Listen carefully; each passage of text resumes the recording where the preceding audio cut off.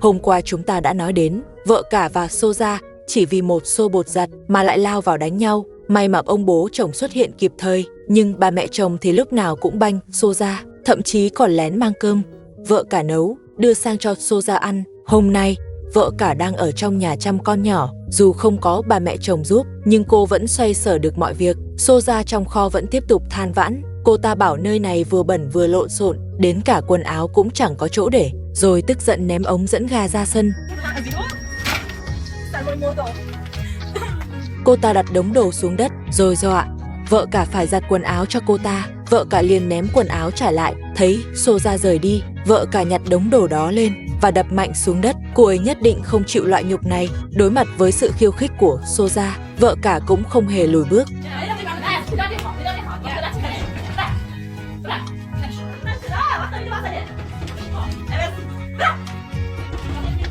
Tiếng gõ cửa cắt ngang cuộc cãi nhau. Vợ cả mở cửa thì thấy người chồng của hai người đã về. Soja thấy Abu liền lao ra than phiền rằng mấy hôm nay Abu lại đi đâu chơi bời, khiến cô ta phải chịu ấm ức vì vợ cả. Cô ta đòi Abu phải báo thù ngay. Vợ cả nói chính cô mới là người bị ăn hiếp. Soja không phục, liền dùng ống nhựa đánh lén vợ cả.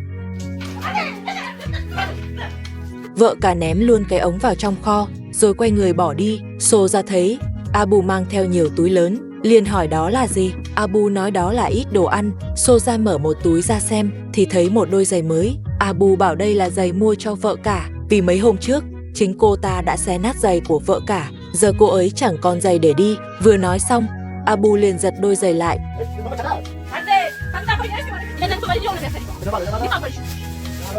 Soja thấy Abu rời đi liền chạy tới giành giật. Con mụ nói với Abu đôi giày mà con mụ thích nhất, bảo Abu để đôi giày đó lại cho con mụ. Con gái lớn cầm một chiếc giày tới, rồi ném thẳng vào người Soja. Abu mấy ngày rồi không gặp con gái, anh cúi xuống muốn ôm con một cái.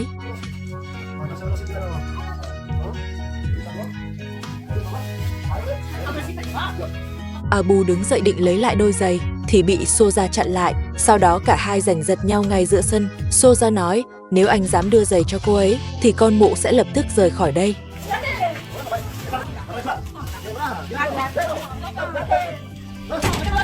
Abu sợ Soja bỏ đi nên đành hứa sẽ mua cho con mụ đôi khác. Sau đó anh đi vào trong nhà, thấy vợ cả không thèm để ý mình, anh liền chào ông bố chồng một tiếng rồi mang đôi giày mua được đưa cho vợ cả. Vợ cả giật lấy đồ anh mang tới, ném thẳng ra ngoài cửa. Cô nói với Abu là cô không cần bất cứ thứ gì anh mua, rồi đuổi Abu ra ngoài. Lúc này, bà mẹ chồng đi tới, bà trách vợ cả rằng không nên đối xử với con trai bà như vậy.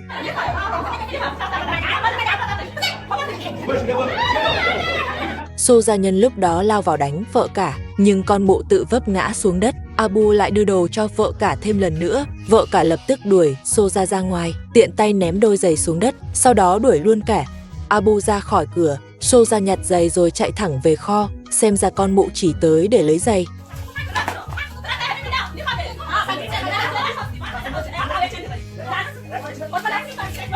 Lấy được giày rồi, Soja liền dùng ống nhựa tấn công vợ cả. Sau đó, Abu cũng ra tay. Ông bố chồng thấy không chịu nổi nữa, liền đứng ra ngăn cản cả hai. Bà mẹ chồng cũng cãi nhau với ông. Bà bảo tất cả là do vợ cả gây ra, rồi dùng ống nhựa đánh cô ấy. Lúc này, Soja định bỏ đi, thì bị Abu giữ lại lần nữa. Bà mẹ chồng vẫn không ngừng tấn công vợ cả. Ông bố chồng đành kéo bà ấy ra. Lúc này, Soja lại lao về phía vợ cả. Hai vợ lại bắt đầu lao vào cạnh tranh công bằng. Thấy Soja sắp thua, bà mẹ chồng lại từ trong nhà lao ra đánh vợ cả.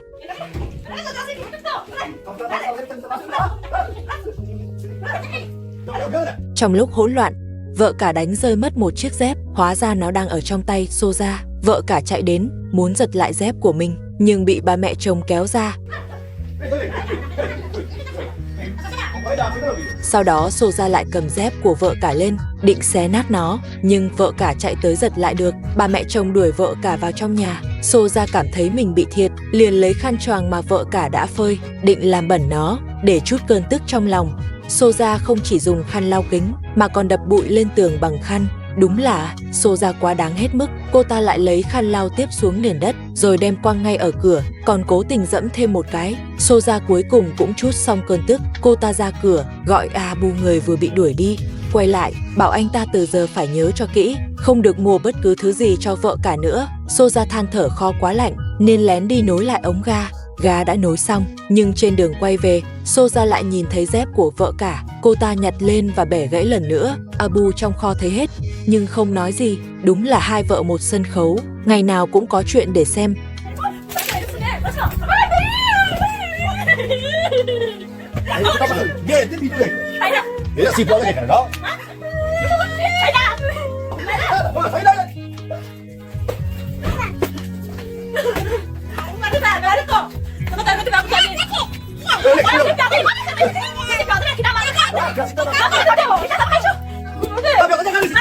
Hôm qua chúng ta nói đến, Abu mua cho vợ cả một đôi giày, bị Soja nhìn thấy thì nổi giận. Hai bên không chỉ đánh nhau, mà Soja còn bẻ đôi giày của vợ cả. Rất nhiều người xem thấy bất bình thay.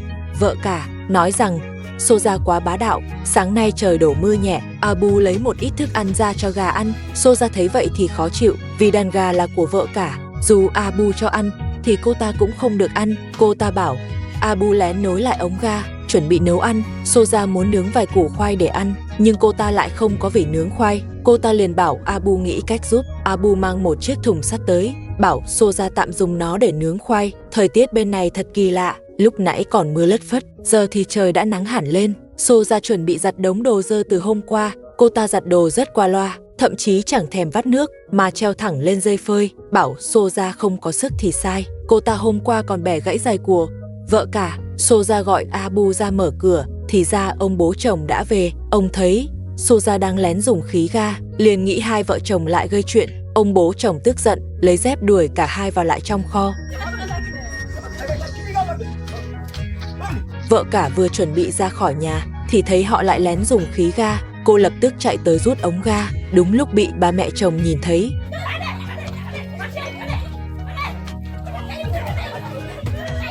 Vợ cả không dám phản kháng ba mẹ chồng nên quay sang tấn công Soja, sau đó đi vào trong kho để xem họ dùng khí ga làm gì. Vì theo quy định, họ không được phép nấu nướng bằng lửa, nếu bị phát hiện sẽ bị đuổi khỏi chỗ ở. Vợ cả thấy họ đang nướng khoai trong kho, liền xảy ra va chạm với Abu.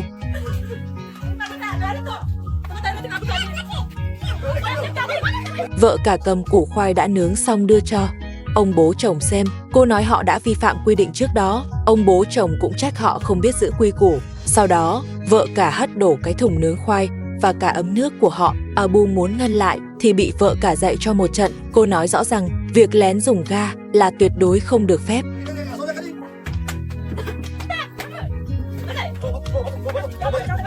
Vợ cả lại mang ra một rổ khoai tây khác. Soja thấy vậy, liền nghĩ cô ấy cố ý chọc tức mình. Hai người lại lao vào đánh nhau. Không hiểu hôm nay, vợ cả lấy đâu ra sức mạnh ghê gớm như vậy. Soja bị cô đánh cho ngoan ngoãn, không có chút khả năng phản kháng nào.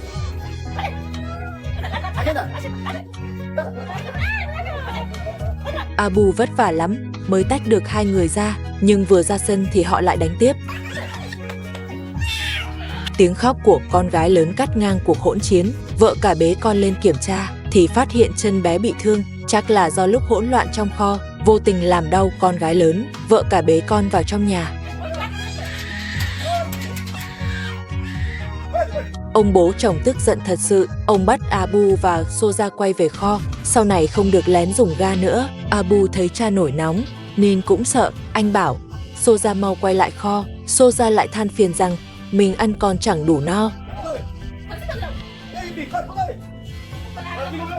Ông bố chồng quay vào nhà, lúc này con gái lớn đã ngủ thiếp trên nền đất, xem ra không quá nghiêm trọng. Vợ cả đi ra sân, cô chuẩn bị lấy vài quả trứng để chườm cho con gái lớn. Thấy ổ gà bị quần áo của Soja che mất nên vợ cả gỡ bộ quần áo đó xuống rồi ném xuống đất. Soja thấy quần áo mình lại bị ném xuống đất, liền biết ngay đó là do vợ cả làm, miệng bắt đầu chửi bới loạn xạ. Đúng lúc bị ông bố chồng nhìn thấy, Soja vốn rất sợ ông bố chồng, cô ta đem quần áo ra xối nước lại, vắt sơ một cái, rồi lại đem phơi lên dây, xong nói với ông bố chồng rằng mình về kho đây. Vợ cả bỏ thêm vài thứ vào trứng, sau đó nghiền nhuyễn, chia lên rồi chuẩn bị đắp lên chân cho con gái lớn. Không biết trứng có tác dụng gì, nhưng cô vẫn cố thử. Đáp xong, vợ cả ngồi xuống đất bật khóc. Bên này, Soja đang soi gương. Cô ta nói với Abu rằng từ khi lấy Abu cô ta ngày càng gầy đi và bắt Abu tìm cách nấu gì đó cho mình ăn. Đúng lúc đó, bà mẹ chồng đi tới. Bà nói mình đã âm thầm nối lại ống ga, bảo Soja rằng